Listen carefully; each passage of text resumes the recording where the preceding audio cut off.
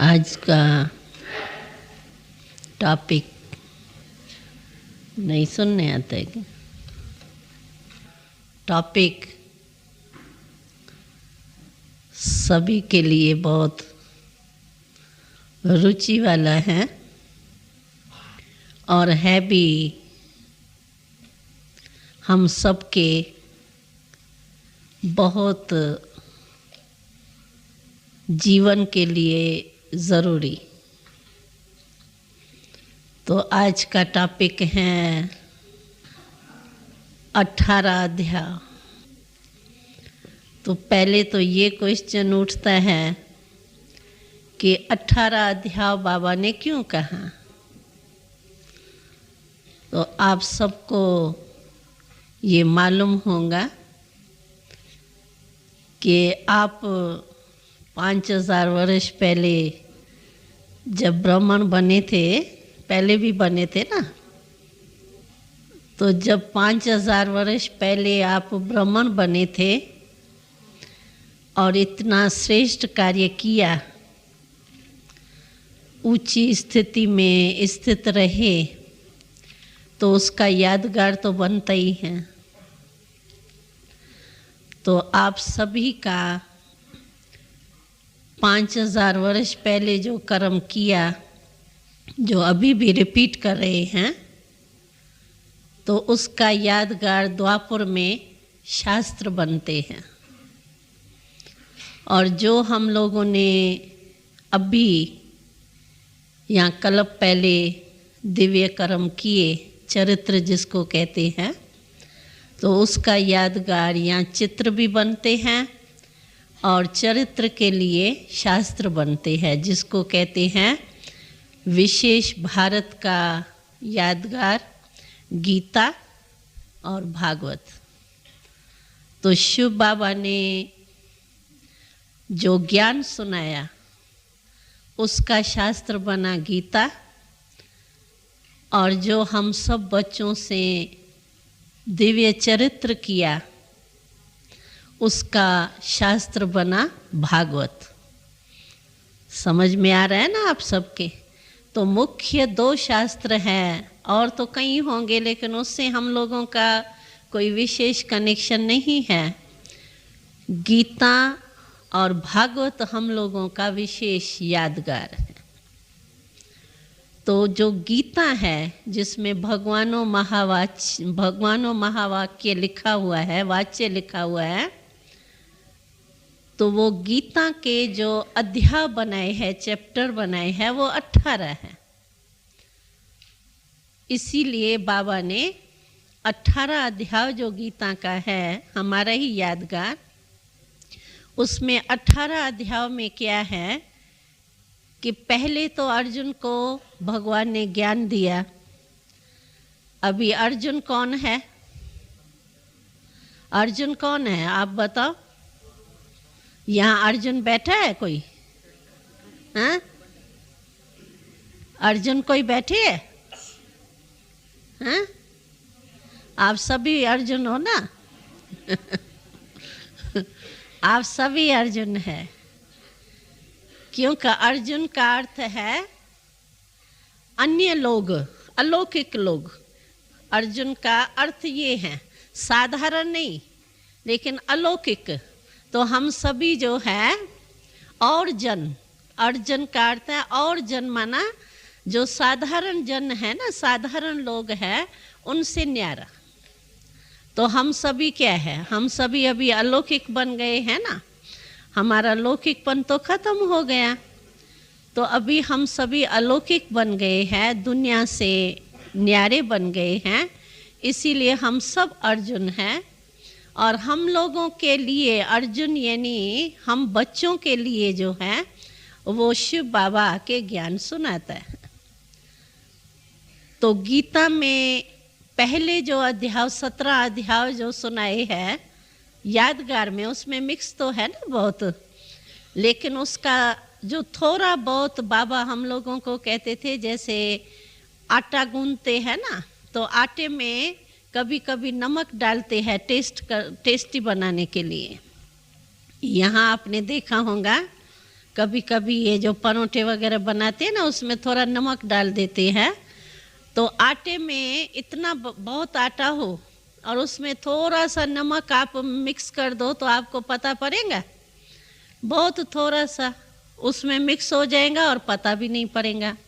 तो बाबा हमेशा कहते हैं कि ये जो भी शास्त्र बने हुए हैं ना, गीता है, भागवत है, तो है हमारे यादगार, लेकिन इसमें थोड़ा आटे में नमक के माफक, यानी बहुत तो गप लगा दिए है, उल्टा कर दिया है, लेकिन थोड़ा बहुत जो है वो नमक के समान जो है वो थोड़ा थोड़ा मिलता है, क्योंकि है तो हमारे यादगार।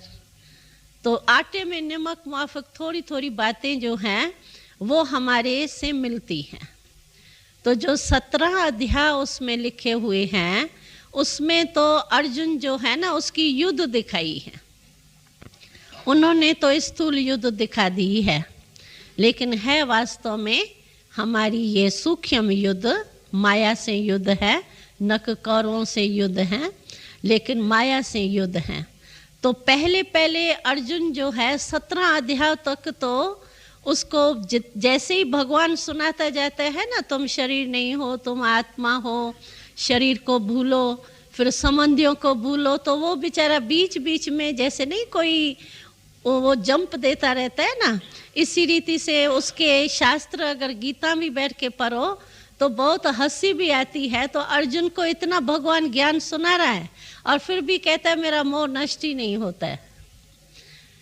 तो बहुत बारी उसको ज्ञान सुनाता है और वो कहता है बड़ी ऊंची मंजिल है, एकदम शरीर को भूलना, संबंधियों को भूलना, मैं अपने ही संबंधियों को मारूं बैठ करके, वो तो स्थूल युद्ध दिखा दिए, लेकिन ये तो मन से उन्हों को भूलना है और शिव बाबा को याद करना है। तो उन्होंने तो स्थूल युद्ध दिखा दी है, तो बार बार बेचारे को मोह उत्पन्न होता है।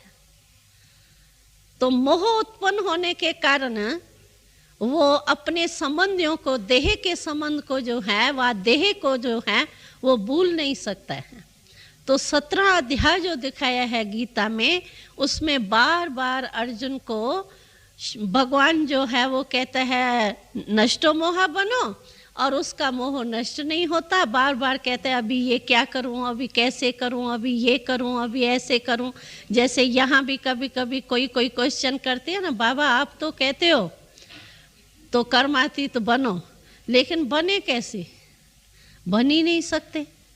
बैठते हैं शिव बाबा के याद में और याद आ जाता है शरीर, और समझते हैं शिव बाबा से मेरे सर्व संबंध है, लेकिन फिर भी संबंधी याद आ जाते हैं देह के, क्योंकि साकार में है और साकार आंखों से साकार लोगों को देखते हैं तो उनकी याद सह जाती है।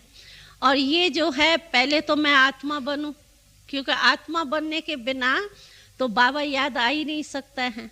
तो पहले तो इतना शरीर भूलूं, इतना बड़ा लंबा चौड़ा शरीर, चलते फिरते साथ है, हाँ, एक सेकंड भी शरीर से हम अलग नहीं है, काम इससे ही कराना है। तो इतना लंबा चौड़ा शरीर उसको भूले, पहले देखने में आ रहा है प्रैक्टिकल में। ज़रा भी काम करती हूँ तो हाथ से करती हूँ, आंखों से करती हूँ। अभी इतना 24 घंटे का और कितने जन्मों का शरीर का स्मृति का, कम से कम 63 जन्म तो बॉडी कॉन्शियस रहे। अभी 63 जन्म का संस्कार बॉडी कॉन्शियसनेस का वो भूले, फिर शरीर में आ जाते हैं। तो अर्जुन का जो यादगार गीता में भी जो दिखाया है ना, वो भी यही दिखाया है कि वो शरीर नहीं भूल सकता, बार बार वो बॉडी कॉन्शियसनेस में आ जाता है और बार बार संबंधियों के मोह में आ जाता है। और तीसरी बात उसमें दिखाई गई है कि कोई ना कोई कर्मेंद्रियों के वशीभूत हो जाता है, कभी जीभ के, कभी आंख के, कभी मुख के, मतलब कोई ना कोई कर्मेंद्रियों के ऊपर उसकी विजय नहीं होती है। तो ये गीता में भी दिखाया हुआ है और बाबा का भी हम प्रैक्टिकल में देख रहे हैं। तो जो 18 अध्याय है, लास्ट अध्याय है 18 अध्याय, तो उस 18 अध्याय में आकर के अर्जुन को ज्ञान जब धारण हो जाता है तब 18 अध्याय में वो लास्ट में कहता है कि हाँ, अब भी मुझे समझ में आया कि मैं आत्मा हूँ, मैं शिव बाबा का बच्चा हूँ और सब कुछ मेरा शिव बाबा है, और ये सब देह के संबंधी जो है वो अल्पकाल के हैं, ये विनाशी है। अब भी मेरा मोह नष्ट हुआ। तो लास्ट जो है 18 अध्याय में अर्जुन जो है वो स्मृति स्वरूप और नष्टो मोहा, ये बाबा के शब्द भी मुरली में आते हैं। उसमें तो अपने संस्कृत शब्दों में है नष्टो मोहा, स्मृति लब्धा वगैरह ऐसे है, लेकिन बाबा उसका अर्थ बताता है कि नष्टो मोहा स्मृति स्वरूप। जब स्मृति स्वरूप हो गया तो नष्टो मोहा हो गया। तो जब अर्जुन ने ये कहा कि अभी नष्टो मोहा, स्मृति आ गई मुझे, स्मृति स्वरूप बन गया और मोह नष्ट हो गया, देह का भी मोह नष्ट हो गया, संबंधियों का भी हो गया और कर्मेंद्रियों के ऊपर भी विजय हो गई, जिसको बाबा कहते हैं कि कर्मेंद्रियों के राजा बन गए, राजयोगी बन गए, तब फिर गीता का ज्ञान समाप्त होता है। तो ये है गीता का जो यादगार हमारा बना हुआ है, उसमें ऐसे लिखा हुआ है। इसीलिए बाबा ने अभी जो अव्यक्त मुरली चलाई उसमें बाबा ने कहा, तो अभी 18 अध्याय चल रहा है। तो 18 अध्याय किस हिसाब से कहा? क्योंकि बाबा को, ब्रह्मा बाबा को, शिव बाबा तो है ही अविनाशी अनादि, लेकिन ब्रह्मा बाबा जो हैं उसको अव्यक्त होते 18 वर्ष पूरे हो रहे हैं। समझे आपने? 18 अध्याय बाबा ने किस लिए कहा? तो 18 वर्ष अभी पूरे हो रहे हैं अव्यक्त ब्रह्मा के पार्ट को। तो इसीलिए बाबा ने कहा कि अभी 18 अध्याय चल रहा है, 18वां साल चल रहा है, तो अभी तुम बच्चों की क्या हालत है? जैसे अर्जुन का हमने सुनाया ना आपको, तो अर्जुन को 18 अध्याय में नष्टो मोह हो गया। तो बाबा ने भी हम लोगों से पूछा, तो अभी 18वां साल हो रहा है, तो तुम लोग सभी किस स्थिति तक पहुंचे हो? तो कहाँ तक पहुंचे है? नष्टो मोह कहे बाबा, फिनिश करे, हाँ? गीता ज्ञान पूरा होवे, अभी नष्टो मोह स्मृति स्वरूप हो गए, हुए हो गए? नहीं, ऐसा नहीं, इसका भाव ये नहीं है कि बाबा ही का पार्ट ही खत्म हो जाएगा, इससे नहीं घबराओ। कई समझते हैं, क्योंकि कई मिसअंडरस्टैंड भी हो गई इस मुरली से, जो सभी ने समझा शायद 18 अध्याय बाबा ने कहा है ना, तो 18 अध्याय में तो समाप्ति है गीता ज्ञान की, तो शायद अभी 18 अध्याय बाबा ने कहा है, तो शायद बाबा का पार्ट ही फिनिश होने वाले है, इसलिए सभी भाग दौड़ के इसी साल आ रहे हैं।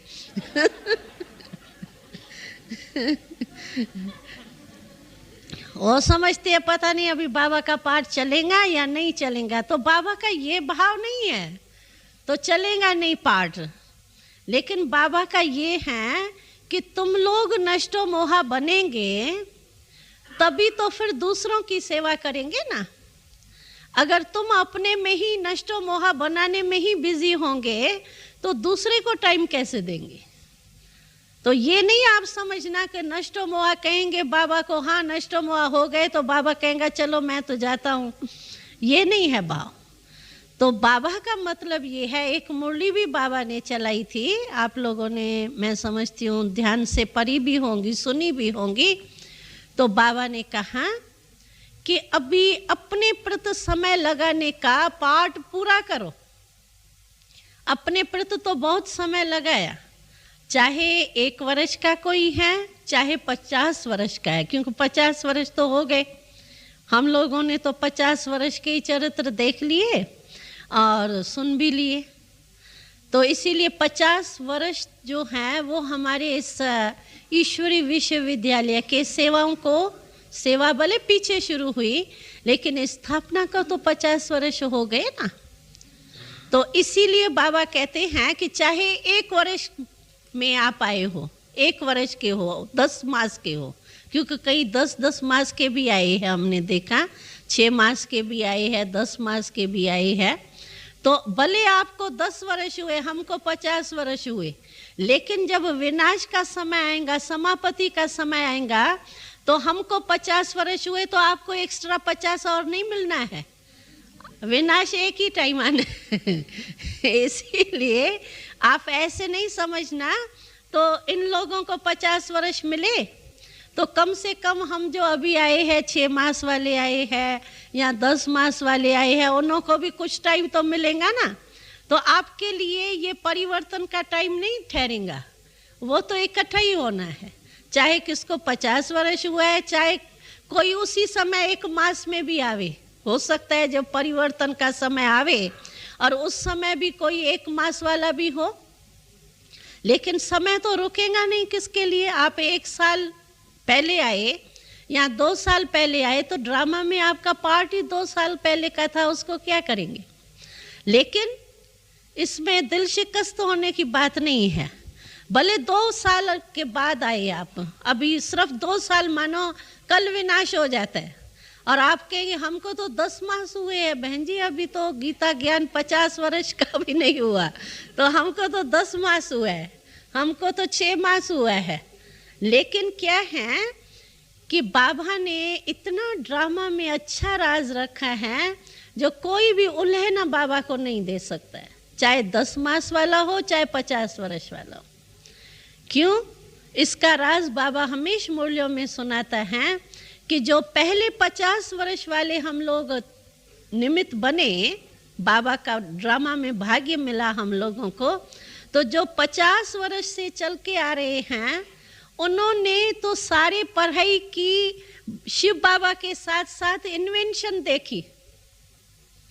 और आप जो है, जो पीछे आने वाले हैं, जैसे बाबा मिसाल देते हैं, इन्होंने तो मक्खन निकाला और आप लोग जो है वो मक्खन खाने के टाइम पर आ गए, तो और ही अच्छे भाग्यवान हो ना। निकालना नहीं पड़ा और खाने के टाइम आप पहुंच गए, तो लकी हुए ना, हुए ना। क्या समझते हो? लकी तो हुए ना, मक्खन खाने के टाइम पर आप पहुंच गए हो और हम लोगों ने बाबा के साथ निकाला। मजा तो उसमें भी है, लेकिन ड्रामा में अगर ये पार्ट है तो फिर भी अच्छा है कि मक्खन खाने के टाइम पर तो आ गए हो, निकालने के टाइम नहीं आए, खाने के टाइम पर तो पहुंच गए हो। और फिर अभी तो बाबा कहते हैं कि जो पीछे आएंगे उन्हों को फिर आप लोगों की, हम लोगों को तो स्थिति बनाने में भी इतना टाइम देना पड़ा और आप लोगों को थोड़ा टाइम देना पड़ा। क्यों? कि जो इतने सारे योग युक्त आत्मा बन गए, बट्ठी बन गई, उन्हों की भी मदद आप लोगों को मिली। हम लोगों ने तो बाबा को ही देखा और किसको तो देखा ही नहीं। आप लोगों ने तो परिवार भी बहुत बड़ा देखा, हर एक का अनुभव सुना, हर एक से अपना भिन्न भिन्न शक्तियाँ मिलती रहती है, सहयोग मिलता रहता है। तो आप लोगों को मदद भी तो इतनी मिली है ना। अभी हमारा 1.5 लाख का समझो परिवार है। अच्छा, 1.5 लाख 2.5 लाख जितने भी परिवार हमारा ब्राह्मणों का है, उतने 2.5 लाख ब्राह्मणों के जो सकाश है, उनकी जो शिव भावना है, संगठन है, उसकी शक्ति भी तो आप लोगों को मिली ना। और हम लोग तो कितने थे पहले? 350 की बट्ठी पहले शुरू हुई, बच्चे तो बहुत थोड़े आए। जब स्थापना हुई तो हम लोग तो बहुत छोटे छोटे आए। और जो बाबा ने बोर्डिंग खोली थी, आप लोगों ने चित्र भी देखा होगा ना, छोटे छोटे बच्चे बेंच पर पढ़ रहे हैं, एक चित्र है, तो उसमें हम लोग तो उस समय आए। और उस समय कोई ज्ञान वगैरह बुद्धि में नहीं बैठता था। उस समय तो बाबा और हम ज्ञान बयान कौन सुनता है, प्यार में ही चले, प्यार में ही पले। और थोड़ा बड़ा होने के बाद फिर ज्ञान में रुचि भी गई। पहले तो बच्चे थे तो बस बाबा मिला, ये जीवन बड़ी अच्छी है। और फिर बाबा की पालना, मम्मा की पालना, मम्मा बाबा के बिना, अगर मम्मा या बाबा, मम्मा तो नहीं जाती थी, बाबा कभी कभी, हम लोग जब हैदराबाद में रहते थे, सिंध हैदराबाद में जहाँ स्थापना हुई, तो जब हैदराबाद में रहते थे तो बहुत एंटी वातावरण होता था, शुरुआत थी ना, तो बाबा क्या करता था, हम लोगों से रात्रि को गुड नाइट करके सोता था। गुड नाइट रोज करता था। आप लोगों ने सुना होगा या नहीं सुना होगा, हम लोगों का छोटे छोटे बच्चे जो थे उसका ओम निवास था। मकान का नाम ओम निवास था। अभी तो कईयों के ये ओम निवास भी है ना, यहाँ भी बना है, तो ओम निवास नाम था। और हम लोग जो छोटे छोटे बच्चे हैं उन्हों के लिए बाबा ने बहुत बड़ा एक हॉल बनाया था, जिसमें 80 खटिया आ जाती थी, 80 बेड्स आते थे। और इकट्ठे ही हम लोग ऐसे हाल में, जैसे हॉस्पिटल का हाल होता है ना लंबा चौड़ा, ऐसे इकट्ठे ही हम लोग ऐसे लाइन में ऐसे सोते थे। लेकिन बहुत अच्छा लगता था।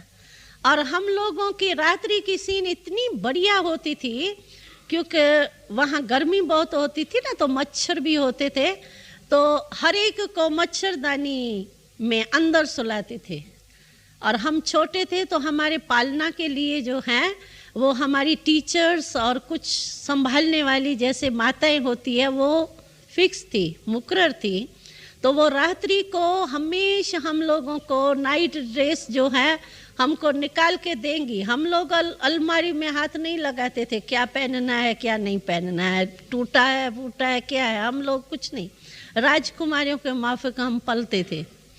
तो रात्रि की ड्रेस वो निकाल के रखेंगे, हम लोग पहनेंगे। और फिर बाबा हम लोगों को वो मच्छरदानी जो होती थी ना, उसको वो ठीक करके आते थे। फिर हम लोग तैयार होकर के जाके जब बैठेंगे ना, तो वो हमारी जो टीचर जो ड्यूटी वाली होती थी, वो मच्छरदानी के अंदर हमको बिठाएंगी। फिर वो बंद करेंगी को मच्छर नहीं चला जाए। जैसे मूर्ति मंदिर के अंदर स्थापन होती है ना, इसी रीति से हम रोज रात्रि को वो मच्छरदानी जैसे हमारा मंदिर हो जाता था, और उसमें अंदर मूर्ति जाके बैठती थी। और वो टार्च से फिर देखती थी कोई मच्छर तो अंदर नहीं चला गया है। फिर हम लोगों को वो मच्छरदानी के अंदर हम सब योग में बैठ जाते थे। बिल्कुल ऐसे सीन लगती थी जैसे मंदिर की मूर्तियां बैठ गई है मंदिर में। और फिर हम लोगों से बाबा और मम्मा जो हैं वो गुड नाइट करने आते थे। एक एक के बेड पर बैठे हुए होते थे हम योग में, और मम्मा और बाबा आते थे। और मम्मा बाबा जो है वो हाथ मिला करके सभी से गुड नाइट करके दृष्टि दे करके, कभी ऐसे बाबा प्यार करता था, हाथ मस्तक पर हाथ घुमाता था ऐसे लेकर के गोदी में, मतलब रोज गुड नाइट करके बाबा। और फिर हम लोग मूर्तियाँ जो थी चेतन मूर्तियाँ, वो रिकॉर्ड बजता था पहले योग का 3 मिनट याद का, और फिर सो जा राजकुमारी का गीत बजता था, तो हम सब सो जाते थे। राजकुमारियाँ सो गई। तो जब हम लोग सो जाते थे, बाबा गुड नाइट करके सोया, तो हम लोग तो समझेंगे ना बाबा है, गुड नाइट करके गया। तो बाबा क्या करता था, रात्रि को 2:30-3 बजे जो है ना, वो बाय कार जो है वो हैदराबाद से कराची चला जाता था। तो कराची में चले, सुबह को हम लोग उठे तो हम लोग तो समझते थे बाबा है। सुबह को उठे तो बाबा है ही नहीं, बाबा चला गया। कहाँ चला गया? कराची चला गया। तो 1-2 दिन भी बाबा चला जाता था ना, तो इतना प्यार हम लोगों का आत्मिक प्यार था ना, तो इतना प्यार बाबा से। छोटे बच्चे तो थे ही, पालना तो बाबा की सुबह से लेकर के सारी दिनचर्या में बाबा से ही तो खेलते थे, पलते थे। और तो जीवन हम लोगों ने देखी नहीं ना, बाबा मम्मा ही देखा। और हर कर्म में, हर चरित्र में बाबा हमारे साथ था। हमको याद है बाबा इतना हम लोगों को प्यार करता था। बाबा कहता था जो भी ये जो है ना मेरे चेतन ठाकुर है, वो भारत में ऐसे मूर्तियाँ छोटी छोटी सोने की चांदी की ठाकुरों की बनती हैं, उसको पूजा करते हैं। और जो भी भगत होते हैं, तो जो भी नई चीज़ निकलती है ना सीज़न की, मानो सीज़न में आम निकला भी, तो वो हर एक भगत कोशिश करता है कि पहले मेरा जो ये है ठाकुर है ना, पहले उसको खाएं और कोई नहीं खिलावे, पहले मैं खिलाऊं अपने ठाकुर को। ये भगत लोग रेस करते हैं। तो बाबा कहता था तो नहीं, वो भगत लोग तो वो खाता तो है ही नहीं ठाकुर, वो तो सोने चांदी वाला ठाकुर क्या खाएगा, लेकिन मेरे जो चैतन्य ठाकुर है वो तो खाने वाले हैं, वो तो खाते हैं। तो इसीलिए बाबा कहता था कि नहीं, सबसे पहले जो भी सीजन का फल निकले ना, पहले मैं बच्चों को, ठाकुरों को खिलाऊंगा, तभी और कोई के मुख में वो चीज जाए। तो बाबा क्या करता था, जो नई चीज सीजन की निकलती थी ना, वो खुद अपने हाथ से फल काटता था। और जब रिसेस का टाइम हम लोगों का, बच्चों की पढ़ाई भी होती थी ना, तो जब रिसेस का टाइम होता था उस समय बाबा खुद अपने हाथों से काटा हुआ फल हम लोगों को एक एक को बुला करके और अपने हाथ से खिलाता था।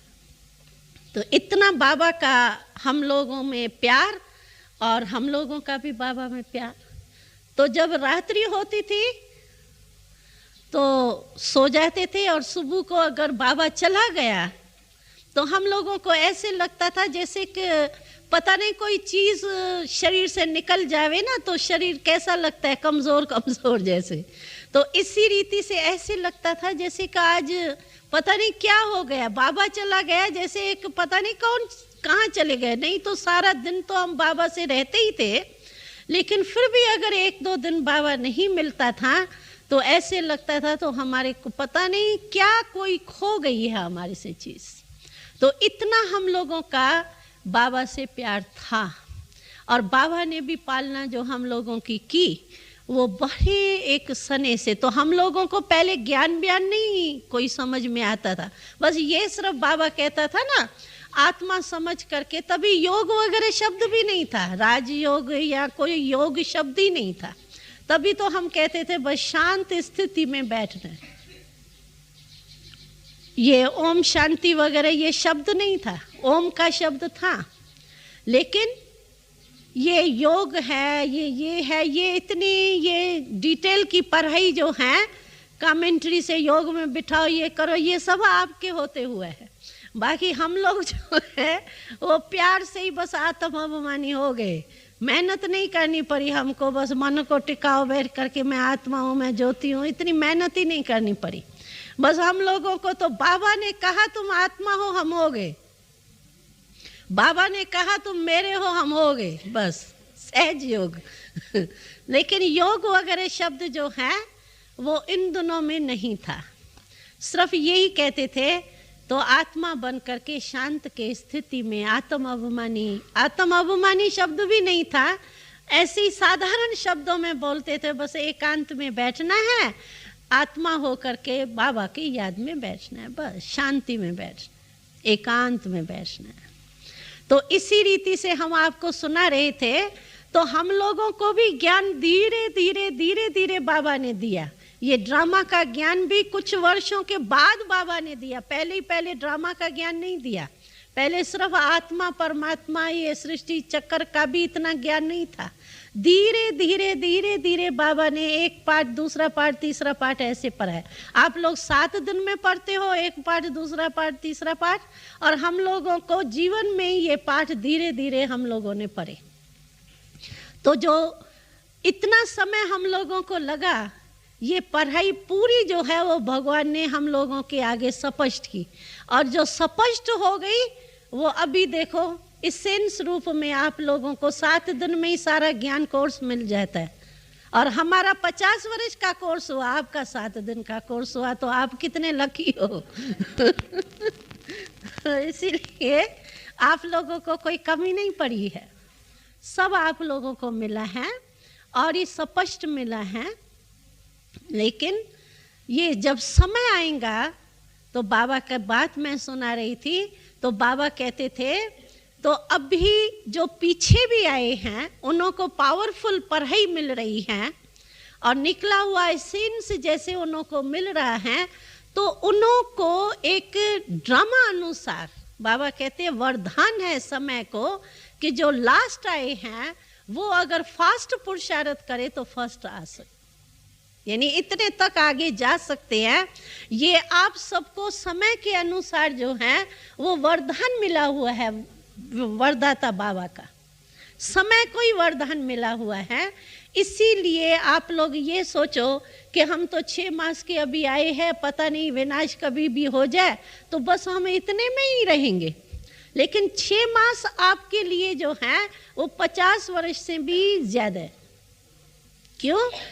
कि थोड़े ही टाइम में आपको बाबा इतनी पावरफुल पढ़ाई दे रहे हैं, इसेंस रूप में दे रहे हैं, जो आप अगर चाहो सिर्फ मेहनत थोड़ी करनी पड़ेगी, मेहनत भी क्या, अटेंशन थोड़ा देना पड़ेगा, लेकिन आप थोड़े ही टाइम में फुल कोर्स पूरा करके और पास विथ ऑनर हो सकते हो। इतना वरदान इस ड्रामा के अंदर सभी को मिला हुआ।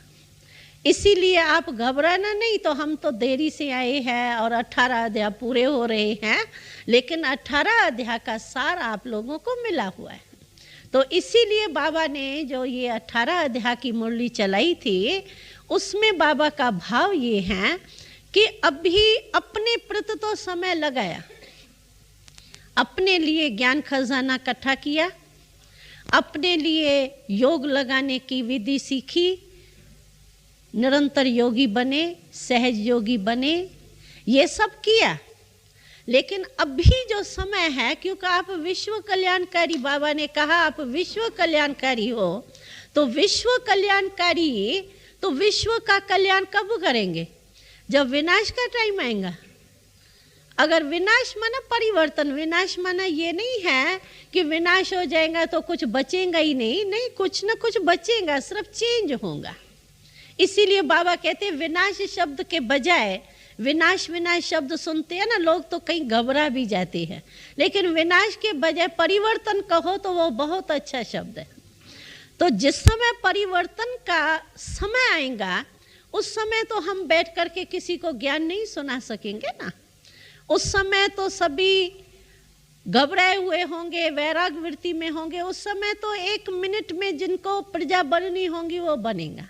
बाकी जो हमारे रॉयल राजधानी में आने हैं, पहले जन्म में आने हैं, उन लोगों को तो पूरा ज्ञान चाहिए ना। तो इसीलिए बाबा कहते हैं कि उस समय तुम बैठ करके विश्व कल्याणी बन करके सेवा करो, वो तो करेंगे ही, लेकिन ये अभी से आपको सेवा करनी है। इसीलिए बाबा ने एक मुरली चलाई, तो अभी अपने प्रति समय कम लगाओ, दूसरों के कल्याण में लगाओ। तो दूसरे के कल्याण में समय लगाना अर्थात अपना कल्याण तो हो ही जाएगा। ऐसे नहीं होगा कि दूसरे का कल्याण हम करने चल रहे हैं और अपना कल्याण करें, ये नहीं। अगर हम स्थिति में स्थित होकर के दूसरों की सेवा करते हैं, तो जैसे बाबा ने एक मुरली में सुनाया ना, तो जब शिव बाबा ब्रह्मा बाबा के तन में प्रवेश होकर के आके सुनाता है, तो पहले पहले कौन सुनता है? ब्रह्मा बाबा सुनता है। इसी रीति से अगर हम अपनी अच्छी स्थिति में स्थित होकर के और सेवा करते हैं दूसरों की, तो पहले हमारी अपनी सेवा हो ही जाती है। क्योंकि मैं अच्छी स्थिति में स्थित होकर सेवा करूंगी, तभी तो उसके ऊपर प्रभाव पड़ेगा ना। नहीं तो हम कितना भी कोर्स करा के आवे, कभी कभी ऐसे होता है कोई बहन या भाई की अपनी स्थिति थोड़ी डगमग होती है, समझता भी है कि आज मेरी स्थिति ठीक नहीं है, लेकिन जिज्ञासु आ गया तो क्या करेगा? उसको थोड़ी कहेगा आज मेरी स्थिति ठीक नहीं है, उसको तो जरूर करेगा ना। तो वो क्या है, जैसे उसकी स्थिति अपनी ठीक नहीं होती है ना, तो 2 प्रकार के इसमें देखे गए हैं कि अपनी स्थिति ठीक नहीं हो, अगर जिज्ञासु आ जाता है उसकी सेवा करनी पड़ती है और करनी पड़ेगी, जरूर कर निमित्त हैं। तो कभी कभी क्या होता है कि उसकी सेवा करते करते अपनी अवस्था ठीक हो जाती है। उसको कहने से, उसको कहो क्रोध नहीं करो और मैं क्रोध कर रही हूँ, तो नेचुरल मन खाता है ना उस टाइम। तो और ही हम दूसरे को कहने से हमारा भी कल्याण हो जाता है। कभी तो ऐसे भी होता है। और कभी क्या होता है, अगर तूफान बहुत तेज होता है ना, अवस्था बहुत तेज रीति से समझो एक तूफान आया हुआ है, तो मैं दूसरे को सुना के भी आऊंगी ना, लेकिन तोते माफक सुना के आऊंगी, वो नहीं, उसका प्रभाव नहीं पड़ेगा। लेकिन वो बेचारे का बाबा बैठे है ना, तो बाबा तो उसका कल्याण कर देगा, लेकिन मेरे कारण वो उसको कुछ मिले वो नहीं मिलता है। ऐसे भी कभी कभी होता है। तो इसीलिए बाबा कहते हैं कि उस समय आप लोगों को इतना समय नहीं मिलेगा परिवर्तन के टाइम पर जो आप बैठ करके इतनी सेवा करो, इसीलिए अभी से दूसरों की सेवा शुरू करो। अभी जैसे बाबा मिसाल भी देता है इसमें, तो जैसे देखो छोटे बच्चे होते हैं ना, फिर युवा बनते हैं, युवा के बाद जब शादी करते हैं तो शादी करने के बाद समय जो है वो बदल जाता है। ज़्यादा समय जो है वो बाल बच्चों घर गृहस्थी के संभालने में देते हैं, और जब शादी नहीं की, बाल बच्चे नहीं है, रचना नहीं रची है, तो सारा टाइम किस प्रति जाता है? अपने प्रति जाता है ना, फिर बच्चों के प्रति चला जाता है, रचना रची। तो इसी रीति से बाबा कहते हैं अभी तुम कोई छोटे बच्चे नहीं हो, 6 मास के हो तो भी बड़े हो। जैसे बाबा मुरली में कभी कहते हैं ना, तो अगर कोई पूछे ये कौन सी सभा है, तो एक बारी बाबा ने पूछा था, छोटे छोटे बच्चे भी बैठे थे, युवा वाले भी बैठे थे, तो बाबा ने कहा ये कौन सी सभा है, तो सभी ने अपने अपने जवाब दिए, ये फलानी सभा, फलानी, जो भिन्न भिन्न नाम बाबा समय प्रति समय कहते हैं। तो बाबा ने कहा ये सारी वानप्रस्थियों की सभा है। तो बाबा ने कहा, छोटा बच्चा बैठा था सामने, तो वो कोई 10-12 वर्ष का था, तो बाबा ने कहा तुम वानप्रस्थी हो? उसने पूछा, तो उसने, वो बेचारा थोड़ा वानप्रस्थी बूढ़े को कहते हैं ना, लास्ट स्टेज, तो बाबा ने उसको कहा तुम वानप्रस्थी हो? तो वो मुस्कुराने लगा। तो बाबा ने कहा नहीं, ये 8 वर्ष का 12 वर्ष का बच्चा है, ये भी वानप्रस्थ है, क्योंकि वाणी से परे स्थिति में जाना है ना, तो वानप्रस्थी है। तो हम सब वानप्रस्थ है, चाहे 6 मास का आए है, चाहे 4 मास का है, चाहे 2 मास का हो, लेकिन 2 मास का भी बच्चा नहीं है, अभी वानप्रस्थी है, क्योंकि समय जो है वो समीप आ गया है वाणी से परे अपने घर में जाने का। इसीलिए बाबा कहते हैं वानप्रस्थ, वाणी से परे स्थिति में रहना, ये है वानप्रस्थ अवस्था। तो वानप्रस्थ अवस्था है हमारी, यानी अभी बचपन पूरा हुआ, अभी रचता बन करके हमको विश्व की रचना जो है, जैसे बाबा लाइट हाउस हो करके, माइट हाउस हो करके विश्व का कल्याण करता है, विश्व को लाइट माइट देते हैं, वैसे हम लोगों का भी काम जो है वो यही है कि हम विश्व को लाइट माइट दें, विश्व की सेवा में रहें।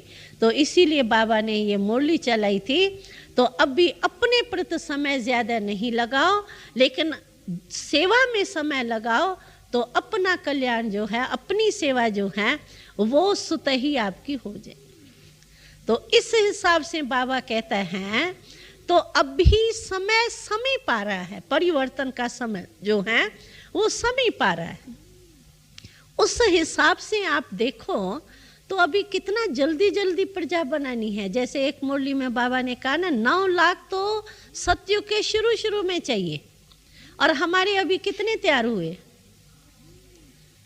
तो कितनी फास्ट सेवा करनी पड़ेगी, और सभी को मिल करके करनी पड़ेगी।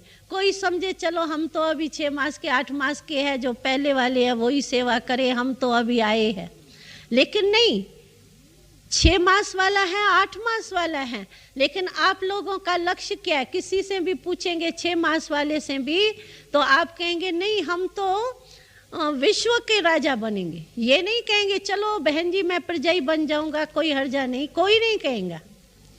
कहेगा कोई कहेगा चलो आप राजा बन जाना, हम प्रजा बन जाएंगे? कोई है ऐसा?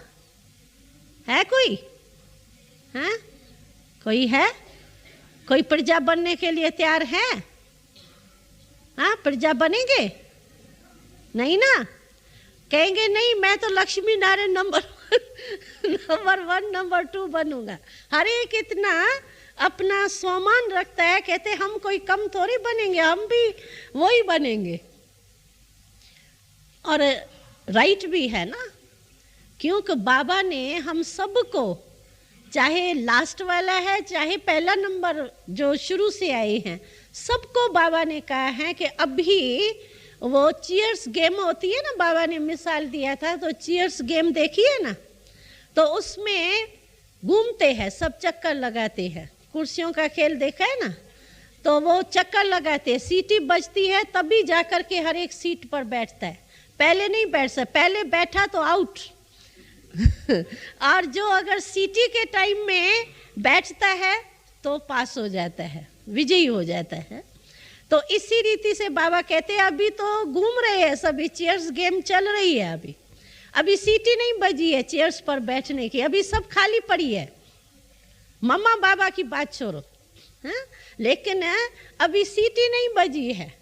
तो कई ऐसे होशियार होते हैं जो सीटी के टाइम कैसे भी बैठ जाते हैं। तो इसी रीति से अगर लास्ट वाला भी जब सीटी बजे और वो जाके कुर्सी पर बैठेगा तो पहले वाला रह जाएगा। तो हमारे हाथ में है अभी सीटी बजी नहीं है, सीट फिक्स हुई नहीं है, अभी फुल सीट खाली है। ऐसे टाइम पर आप आए हो जो सब सीट्स खाली है। इसीलिए बाबा ने कहा था लेट आए हो लेकिन टू लेट का बोर्ड नहीं लगा है अभी, और पीछे जो आएंगे उनका टू लेट का बोर्ड होगा। अभी लेट का है, टू लेट नहीं है। तो लेट जो आए हैं वो फिर भी मेकअप कर सकते हैं, ऐसी कोई बात नहीं है। इसीलिए बाबा कहते हैं कि अभी समय के प्रमाण आप लोग ये अपना चेक करो तो हम विश्व कल्याणकारी बाबा के बच्चे हैं और हमको विश्व का राज भाग्य लेना है। तो विश्व का राज भाग्य लेने वाला राजा जो बनेगा उसको प्रजा भी चाहिए, या किस पर राज करेंगे? अपने पर तो नहीं राज करेंगे, राज तो प्रजा पर ही होना है ना। तो प्रजा बनाएंगे, रॉयल फैमिली बनाएंगे, आपकी फैमिली भी तो बनेगी ना, यहाँ सिर्फ अकेले ही होंगे, फैमिली भी तो चाहिए। तो पहले अपनी रॉयल फैमिली बनाओ, फिर प्रजा बनाओ, तभी तो राजा बनेंगे, ऐसे ही राजा बन जाएंगे। एक हंसी की बात सुनाती हूँ। जब हम लोग कराची में रहते थे ना तो एक भाई था जो करुणा सेवा में बस खुश होता था। ज्ञान योग वो कहता था ये दूसरों का काम है, मेरा काम है बस सिर्फ काम करना। यज्ञ सेवा धोबी घाट करता था और बड़े प्यार से करता था। तो बाबा कहता था उसको, बार बार बाबा कहता था बच्चे करुणा सेवा भले करो, यज्ञ सेवा का भी फल मिलता है, लेकिन फिर भी ज्ञान और योग तो चाहिए ना। ज्ञान और योग के पढ़ाई से ही तो तुम पद प्राप्त करेगा ना, सिर्फ करुणा सेवा से कैसे होगा। याद में रहो, ज्ञान की थोड़ी चर्चा करो, मनन करो, तभी तो राजा बनेगा। तो वो कहता था बाबा मेरे को बस ये मेरे से होता ही नहीं है, एक कभी एकदम वो हिम्मत ही नहीं रखता था। तो एक दिन क्या हुआ, वो बाबा के कमरे में बैठा था तो बाबा उससे बहुत हंसी कर रहा था। ब्रह्मा बाबा साकार में जब थे तो बाबा उसने कहा, तो बाबा ऐसे बात निकल रही थी, कोई क्या बनेगा, राजा बनेगा, प्रजा बनेगा, क्या ऐसे रूह-रेहान हो रही थी हंसी में, जैसे बाबा के चैम्बर में बैठे थे। तो बाबा ने उसको कहा, तो बच्चा तुम समझता है तुम राजा बनेगा? तो उसने कहा बाबा जो बनाएंगे वो बन जाऊंगा। तो बाबा ने कहा तो तुम क्या समझते हो? तुम समझते हो तुम्हारी जैसी स्थिति है उस अनुसार तुम समझते हो राजा बनेंगे? तो वो बेचारा चुप ही रहा क्योंकि उसको पता तो था ना। तो बाबा ने कहा नहीं, कहा बाबा आप बना देना ना मुझे राजा करके। तो बाबा ने कहा अच्छा बच्चा, तो हम लोगों से मुस्कुरा रहा था अंदर में, जैसे नहीं कोई हंसी की बात होती है तो मुस्कुरा करके बाबा, और हम लोगों को कह रहा था देखना अभी मैं इसको अच्छी बात सुनाता हूँ। तो हम लोगों से हंस रहा था और उसको कहता था अच्छा मैं तुमको राजा बना दूंगा, ऐसे बाबा ने उसको कहा। तो वो तो बड़ा खुश हो गया कि मेरे को बाबा राजा बना देगा, वो तो निश्चित है, तो राजा बाबा बनाएगा। तो वो खुश हो गया। तो बाबा ने कहा लेकिन तुमको पता है कौन सा राजा तुमको बनाऊंगा? तो कहा राजा कौन सा बनाएंगे? बाबा राजा ही बनेंगे ना। तो कहा नहीं, मैं तुमको राजा बनाऊंगा लेकिन वृक्षों का राजा बनाऊंगा। ये जो वृक्ष हो गए ना माली बनेगा, तो वृक्ष भी तो तुम्हारी प्रजा हो जाएगी ना, तो वृक्षों का राजा तुमको बनाऊंगा। तो वो बेचारा बहुत हंसा, बाबा जो भी बनाओ वो तो था ही ऐसा ना। तो उसने कहा बाबा जो भी बनाओ। तो बाबा ने कहा जो नहीं पढ़ाई पढ़ेगा उसको वृक्षों का राजा बनाऊंगा। वो राजा नहीं, लेकिन वृक्षों का राजा माना माली। तो बाबा ने उसको कहा तो मैं तुमको वृक्षों का राजा बना दूंगा। पहले तो वो बेचारा बड़ा खुश हो गया कि मैं राजा तो बनूंगा ही, लेकिन कौन सा राजा बनेगा। तो बाबा ने उसको ये कहा। तो इसी रीति से वो खूब हंसे, हम लोग भी हंसे। तो बाबा ने इसी रीति से हम आपको बता रही थी। तो अगर हम पढ़ाई नहीं पढ़ेंगे, प्रजा नहीं बनाएंगे, रॉयल फैमिली नहीं बनाएंगे, तो कौन सा राजा बनेंगे? फिर विश्व के राजा तो नहीं, लक्ष्मी नारायण के ताज तख्त के साथी तो नहीं बनेंगे ना। इसीलिए प्रजा सबको बनानी है, रॉयल फैमिली सबको बनानी है। तो रॉयल फैमिली बनाने के लिए, प्रजा बनाने के लिए जरूर सेवा करनी पड़ेगी ना। इसीलिए बाबा ने कहा कि अब 18 अध्याय जो है अभी पूरा हो रहा है। पूरा हो रहा है का अर्थ ये है कि अपने प्रति जो ज्यादा समय लगाते हो वो अपने प्रति समय न लगाकर खुद नष्टो मोहा बन करके फिर दूसरों की सेवा में समय लगाओ, अपने प्रति नहीं लगाओ। इसीलिए बाबा ने कहा 18 अध्याय अभी पूरा हो रहा है। समझा आपने भाव बाबा का? तो जो अपने प्रति समय लगाते हो और अपने में ही सारा दिन उधर बन में, आज वो काम आ गए, आज बंदर आया, आज बिल्ली आई, आज ये आया। बाबा की कहानी सुनी है ना। बाबा हम लोगों को, छोटे छोटे बच्चे थे ना हम लोग, तो बाबा कहता था तुम बच्चियां बहुत बाबा को हंसाती हो। कभी कभी कोई बच्ची कहती थी ना बाबा आज क्रोध आ गया, थोड़ा सा ऐसे थोड़ा जोर से बोल दिया मैंने। रात्रि को हम लोगों की कचहरी होती थी और सभी के बीच में बाबा हाथ उठवाता था। किसने गलती की तो सभी खुद ही हाथ उठाते थे, आज हमने गलती की। और फिर ऐसे भी नहीं कि चलो मैंने गलती की, नहीं उठाया तो मेरा ठीक हो जाएगा। फिर दूसरा हाथ बाबा उठवाता था।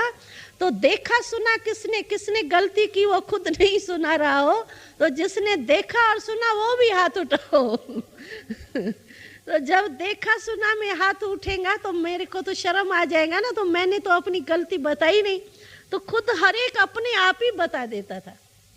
शुरू से लेकर के रोज हमारी कचहरी मम्मा करती थी, बाबा नहीं बैठता था, मम्मा बैठती थी और रोज कचहरी हमारी होती। इससे देह भान हमारा छूट गया। कोई के आगे गलती अपनी नहीं बताना या बॉडी कॉन्शियस शर्म आना अपने गलती से, ये नहीं होता था। हम लोग समझते थे एक परिवार है, तो बाबा हाथ उठवाता था। और हम लोगों को तो कभी कभी कोई कहता था ना मुझे क्रोध आ गया, कभी कोई कहता था ऐसे थोड़ी अच्छी चीज़ बनी ना तो मुझे आया, तो मेरे को दूसरी भी मिले तो बहुत अच्छी। तो थोड़ा सा बाबा ऐसे थोड़ा लोभ आ गया। और क्या होती थी बातें हम लोगों की, और तो बातें होती नहीं थी, यही थोड़ा बहुत तो होता था। और दुनिया तो थी नहीं, यही तो दुनिया थी।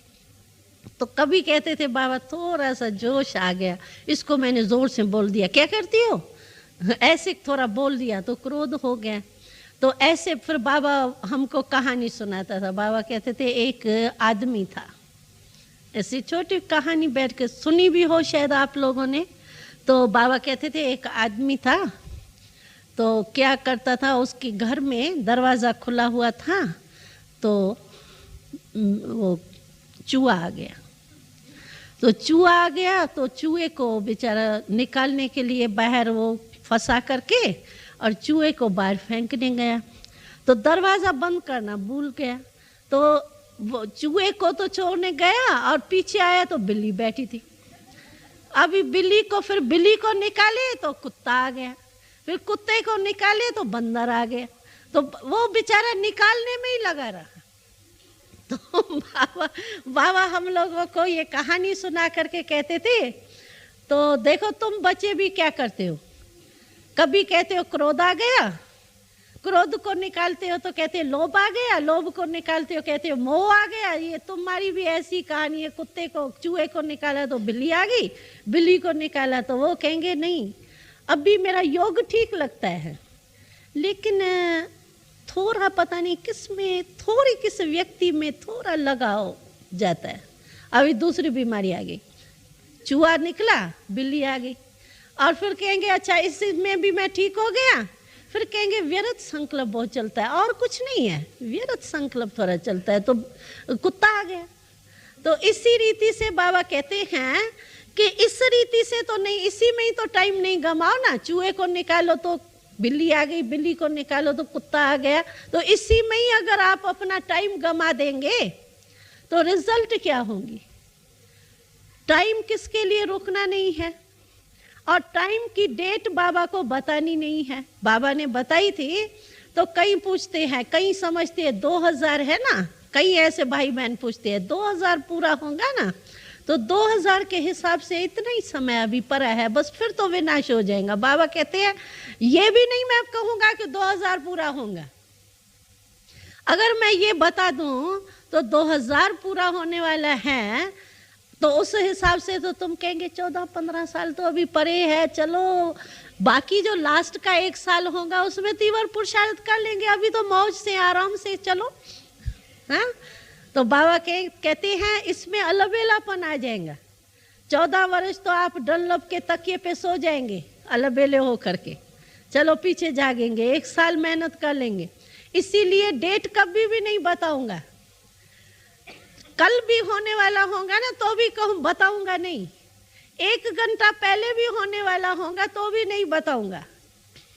क्यों कि अगर मैं समय बता दूं, डेट बता दूं, तो आप तो सभी नंबर 1 हो जाएंगे, क्योंकि अटेंशन रखेंगे ना। अभी हमको पता हो तो 1 घंटे के बाद विनाश होना है। मानो हमको बाबा अभी अनाउंस करता है 1 घंटे के बाद विनाश होना है, तो मैं क्या करूंगी, बहुत पावरफुल योग बहुत पावरफुल योग लगाऊंगी, बस अभी तो मैं नंबर 1 हो तो इसीलिए बाबा कहते हैं कि मैं डेट नहीं बताऊंगा, टाइम नहीं बताऊंगा, क्योंकि नंबर वार बनना है ना यहाँ। अगर मैं टाइम बताऊंगा तो फिर तो सभी नंबर 1 हो जाएंगे। और यहाँ माला बननी है, 16,000 की माला है, फिर 108 की माला है, फिर 108 में भी 8 की माला है, तो ये नंबर वार होगा। और रॉयल फैमिली है, राजा होगा, फिर राजा के साथी होंगे। नहीं तो सभी बाबा को कहे क्यों मैं भी नंबर 1 आया, मुझे क्यों नहीं लक्ष्मी नारायण बनाया, इसको ही क्यों बनाया। तो इसीलिए ड्रामा अनुसार न बाबा डेट बताएंगा न बाबा टाइम बताएंगा। इसीलिए बाबा ने कहा है कि ब्राह्मणों के लिए, एक मुरली बाबा ने चलाई थी, तो ब्राह्मणों के लिए सबसे अच्छे में अच्छा स्लोगन है कि अब की घड़ी अंतम घड़ी। दूसरों को तो आप लोग कहते हो कि लास्ट अंतम जन्म है तुम्हारा, दूसरों के लिए भी हम मैसेज देते हैं ना, तो भाई सभी का ये अंतम जन्म है, अभी अंतम जन्म में आप अपना भविष्य बना लो। लेकिन बाबा ने कहा था तो ब्राह्मणों को अंतम जन्म तो जान लिया, लेकिन ब्राह्मणों को सदा ये अटेंशन रखना चाहिए कि हर घड़ी मेरी अंतम घड़ी है।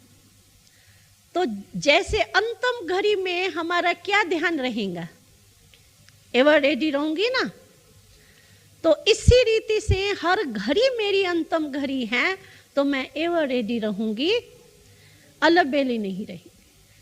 तो इसीलिए बाबा कभी भी टाइम नहीं बताएंगा, समय नहीं बताएंगा। हमको हर घड़ी तैयार रहना है, किसी भी समय कुछ भी हो जाए, हमारा हिसाब किताब पूरा हुआ पड़ा है, हमारे को क्या चिंता है। हमने अपना काम पूरा कर लिया, जैसे ट्रेन का या प्लेन का टाइम होता है, हम ठीक टाइम पर पहुंच गए तो हमको कोई भी ये नहीं होगा, पता नहीं प्लेन चला तो नहीं गया, पता नहीं ये तो नहीं हो गया, ये तो नहीं, हम आराम से बैठे रहेंगे, जब अनाउंस होंगी तभी चले जाएंगे। तो इसी रीति से अगर हमारी तैयारी हुई पड़ी है, हम कर्म बंधनों से मुक्त हो गए और हम बाबा के याद में बस बाबा और मैं, दूसरा ना कोई, अगर मेरी ऐसी कर्मातीत अवस्था है तो मैं तो तैयार, जब भी कुछ भी हो जावे। और क्यों हमको जल्दी क्या पड़ी है? एक बारी बाबा ने बहुत अच्छा, कोई बच्चे ने कहा आकर के, साकार बाबा की बात सुनाती हूँ। तो एक दिन क्या हुआ, कोई बेचारी माता बड़ी बीमार थी। तो बीमारी में होता है ना, तो ये शरीर का हिस्सा पूरा हो तो चले। कहा बाबा अभी ये कलह युग को ख़त्म करो, इस समय को ख़त्म करो, सतयुग आना चाहिए। ये कहाँ तक बीमारी चलेंगी, ये शरीर कहाँ तक चलेगा? मैं तो कहती हूँ बाबा जल्दी गोल्डन एज आ जाए। और बाबा ने कहा उसको, बाबा ने कहा गोल्डन एज चाहिए, संगम युग नहीं अच्छा लगता है। तो उसने कहा बाबा कितना दिन बैठेंगी, चल नहीं सकता है शरीर, अभी तो अपना राज याद आता है। तो बाबा ने कहा उसको, तो पहले प्यार से कहा कोई बात नहीं बच्ची, हो जाएगा, ऐसे उसको थोड़ा थमा के। फिर बाबा, हम लोग सभी बैठे रहते थे ना, तो बाबा ने कहा तो देखो बच्ची ने तो कह दिया कि बाबा अभी जल्दी ये समय पूरा हो। तो बच्चे देखो बाबा को कहते हैं समय पूरा हो, तो इससे सिद्ध है कि बाबा को कहते हैं कि शिव बाबा अभी आप जाओ वापस। क्यों कि अगर संगम युग पूरा होगा तो बाबा तो चला जाएगा, बाबा तो सतयुग में आना नहीं है। तो बच्चे देखो क्या कहते हैं कि बाबा आप अभी भले वापस जाओ, तो ये समय पूरा होगा, हमारा गोल्डन एज शुरू होगा। तो बाबा को ही कह रहे हो कि बाबा अभी वापस जाओ, तो जाएगा बाबा वापस। तो उसने कहा नहीं नहीं बाबा ऐसे नहीं। तो बाबा ने कहा इसका मतलब क्या? अगर संगम युग पूरा हो जाएगा, माना उसका अर्थ क्या हुआ? तो बाबा का पाठ पूरा हो गया, तो बाबा को कहते हो बाबा आप जाओ, हमको राज चाहिए, ऐसे ही कहते हो। तो हंसी में बाबा कह रहा था, होना है वो तो होना ही है, लेकिन बाबा उसको हंसी में कह रहा था। तो क्यों ये चाहती हो कि बाबा का पाठ पूरा हो जाए? हम लोगों ने कहा नहीं नहीं हमको तो ये पाठ तो कहा पाठ भी चाहिए और फिर कहते हो समय भी पूरा हो, कैसे होगा? दोनों ही काम तो नहीं होगा ना। तो इसीलिए ये संगम युग जो है वो हम लोगों के लिए क्या बड़ी बात है, हमको क्या दुख है? स्वर्ग जो संगम युग का स्वर्ग है वो उस सतयुग के जो स्वर्ग होगा उसके आगे तो ये संगम युग के स्वर्ग के आगे तो वो कुछ भी नहीं है। क्योंकि बाबा कहते हैं वहां पवित्र बुद्धू बन जाएंगे, ये होंगे पवित्र, लेकिन नॉलेज के हिसाब से तो बुद्धू बन जाएंगे, कुछ भी पता नहीं होगा। और इस समय जो है वो तो हम नॉलेजफुल है, त्रिकालदर्शी है, वहां त्रिकालदर्शी थोड़ी होंगे, वहां तो एक काल में ही चलते रहेंगे, कोई ज्ञान थोड़ी होगा। तो इसीलिए बाबा कहते हैं कि संगम युग में आपको नुकसान क्या है? जितना भी समय चले ना, जितना समय चले बहुत अच्छा, आपको अपना तैयार रहना चाहिए। और तैयार होकर के, इसीलिए बाबा ने लास्ट 18 अध्याय की जो मुरली चलाई, तो इसका भाव बाबा का ये है कि आप अपना नष्टो मोहा बन जाओ, स्मृति स्वरूप बन जाओ, अपने काम पूरा करके एवर रेडी बन करके अभी दूसरों की सेवा में आप समय लगाओ। इसीलिए बाबा ने कहा अभी 18 अध्याय चल रहा है, तो 18 अध्याय का जो लास्ट पार्ट है वो ये है कि स्मृति स्वरूप और नष्टो मोहा हो जाओ, यानी तैयार हो जाओ। समझा? अभी 18 अध्याय का बाबा का भाव ये है। बाकी ये भाव नहीं है कि गीता ज्ञान पूरा हो जाएगा, ये भाव नहीं है, लेकिन ये भाव है कि बाबा कहते तैयार हो जाओ। तो ये वर्ष जो बाबा ने महत्व सुनाया, एक तो तैयार होने का सुनाया, इसीलिए 18 अध्याय या 18 वर्ष का बाबा ने सुनाया।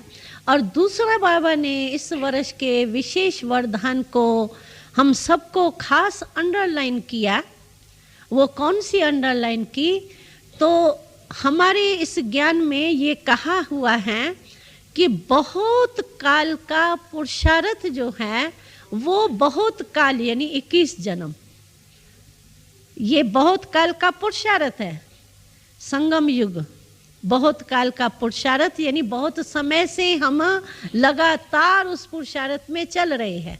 तो बहुत समय का अभी का पुरुषार्थ बहुत काल यानी 21 जन्म 2500 वर्ष जो है वो हमारे बहुत काल प्रालब्ध चलेंगे। अगर बाबा कहते हैं कि ये जो वर्ष चल रहा है ये लास्ट वर्ष है जिसमें बहुत काल का हिसाब जमा होगा, इसके बाद बहुत काल का हिसाब पूरा हो जाएगा, फिर थोड़ा काल रह गया। तो थोड़ा काल का पुरुषार्थ तो प्रारब्ध भी क्या होंगी, जितना उतना है ना।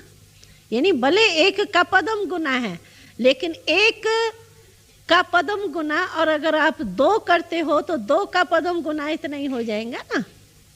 इसी कारण बाबा ने कहा कि ये वर्ष जो चल रहा है ये बहुत काल के जमा करने का ये वर्ष है। आपको ये वरदानी वर्ष है, चाहे कोई 6 मास का है चाहे 2 मास का है, लेकिन बहुत काल के जमा के हिसाब में अभी आ सकते हो।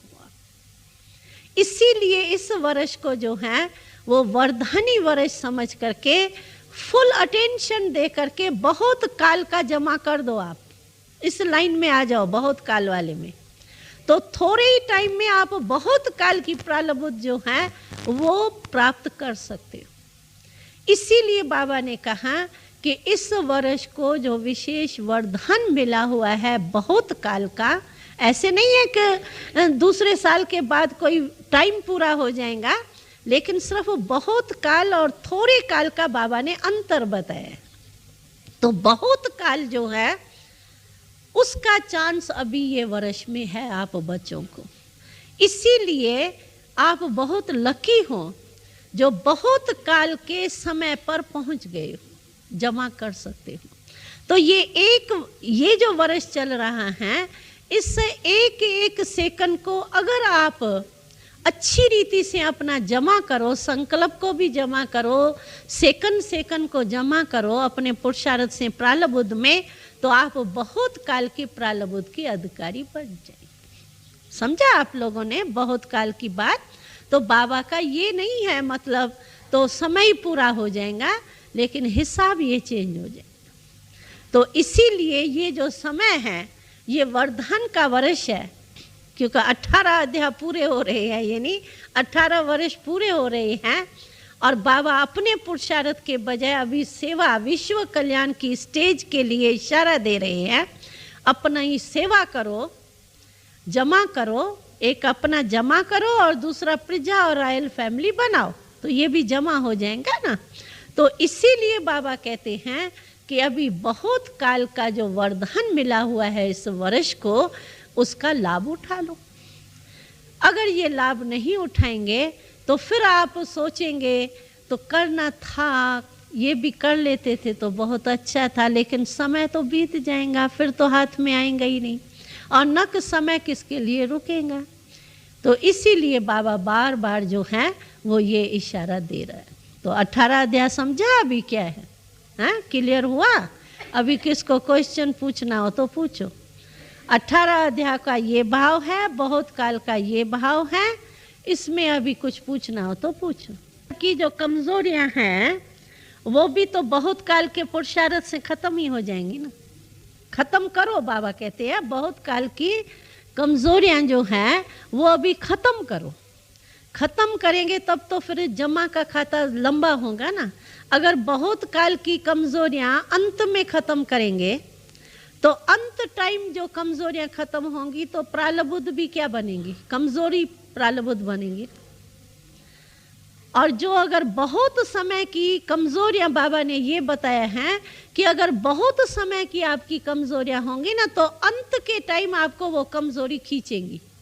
इस पर मैं आपको एक कहानी सुनाती हूँ, संगम युग की कहानी है, बहुत अच्छी है, प्रैक्टिकल है कि बहुत काल की कमजोरी अंत में कैसे निकलती है। एक बारी क्या हुआ, अमृतसर सेवा केंद्र की एक बात है। तो एक गोपिका थी वहाँ, बहुत बांधेली थी गोपिका, और इतनी वो थी प्यार वाली गोपिका जो वो गीत गाती थी प्यार में बाबा की, और ऐसे गीत जिगर से गाती थी जो अगर कोई भी गीत उसका सुने ना, वियोग का, बाबा से मिलने का, क्योंकि बांधेली थी, बाबा से इतना मिल नहीं सकती थी, ऐसे चिप चिप करके कभी मिलती थी बेचारी, वैसे आ नहीं सकती थी। तो बांदेलियों की जो होती है पुकार, वो आप समझते हो ना क्या होती है। तो वो गीत जिस समय गाती थी ना, वो ऐसा जिगर से गीत गाती थी जो कोई भी सुनेगा ना, नहीं रोने वाले को भी रोना आ जाएगा, ऐसा उसका आवाज़ दिल का निकलता था। और हमको याद है एक बारी वो गुप्त रूप में दिल्ली में बाबा के पास आया था, ब्रह्मा बाबा आया था वहाँ दिल्ली में। तो कोई कारणे अकारणे वो गोपिका आके बाबा के पास पहुंची मिलने के लिए। तो उस समय बाबा के आगे उसने गीत गाया, तो बिल्कुल ब्रह्मा बाबा की आंखों में आंसू भर रहे। एकदम बाबा के बस बच्ची, मैंने सुन लिया तुम्हारा, अभी ज्यादा नहीं बोलो, मैंने सुन लिया तुम्हारा। एकदम बाबा के आंखों में एकदम आंसू भर आए। तो कितनी बेचारी गोपिकाएं जो हैं वो कितनी तरफती हैं और कितना बेचारों को बंधन डालते हैं। यानी बाबा भी उसका गीत सुन नहीं सका, आधे में उसको कहा पूरा करो पूरा करो, अब मैंने सुन लिया, तुम्हारी पुकार सारी सुन ली। तो ऐसी थी गोपिका वो। और हम लोग भी जो भी सभी बैठे थे, सभी ऐसे जैसे कि सभी बांधेली गोपियाँ हो गई है, हम ही गीत गा रहे हैं, जैसे वातावरण ही ऐसा हो गया। तो ऐसी गोपिका थी। लेकिन पढ़ाई इतनी पूरी नहीं करती थी, लेकिन फिर भी घर में मुरली पढ़ना, योग करना, इसमें अच्छी थी, यानी योग युक्त थी, कोई कमज़ोर आत्मा नहीं थी। तो क्या हुआ, वो बीमार हो गई, कैंसर की बीमारी हो गई उसकी। तो हॉस्पिटल में गई। तो हॉस्पिटल में जब वो गई तो बहनें भी जाती थी, जैसे कोई बीमार होता है तो बहनें जाती है ना पूछने करने उसको। तो वो बीमार हो गई तो वो बहनें जाती थी उससे पूछने करने के लिए। तो डॉक्टर ने जवाब दे दिया था, तो ये रहने वाली नहीं है, बस जाने वाली है। उसको ये भी पता था कि मैं जाने वाली हूँ, लेकिन वो बाबा की मस्ती में गीत गाती रहती थी, मस्ती में थी। लेकिन एक दिन क्या हुआ, समझो जिस दिन इसको मृत्यु होता है उसके 2-3 दिन पहले की बात है, 3-4 दिन पहले, मतलब थोड़े दिन पहले की बात है। उसको पता नहीं क्या हुआ, शाम के टाइम जब बहनें मिलने गई और मित्र संबंधी भी आते थे मिलने, तो मित्र संबंधी तो बांधेली थी ना, वो तो बहुत अज्ञानी थे ना, वो तो बहनों को देखने भी नहीं पसंद करते थे। लेकिन ऐसे टाइम पर तो ना नहीं कर सकते थे ना, तो इसीलिए बहनें जाती थी। तो उसको पता नहीं उस दिन क्या हुआ, जो वो कहे कि मुझे गोलगप्पे खाने हैं, गोलगप्पे नहीं, वो पानी पूरी, वो मुझे खाने हैं। तो बहनों ने उसको कहा तो हम कल बना के लाएंगे, क्योंकि उसकी, वो कहते हैं ना, डॉक्टर भी कहते हैं उसकी जो भी इच्छा हो उसको पूर्ण करो, जाने वाली तो है ही, तो उसकी इच्छा नहीं रखनी चाहिए। तो उसने कहा मुझे गोलगप्पे चाहिए। तो बहनों ने कहा हम कल बना के लाएंगे। वो ऐसे जिद पर आ गई, वो कहे नहीं मुझे अब भी गोलगप्पे चाहिए। तो सभी बहनों ने उनको समझाया, तो अब भी कहाँ से आएंगे, अब भी बाजार से थोड़ी आप खाएंगी, क्योंकि थी तो गोपिका ना, तो कैसे तुम खाएंगी, हम तो खिला नहीं सकते अभी।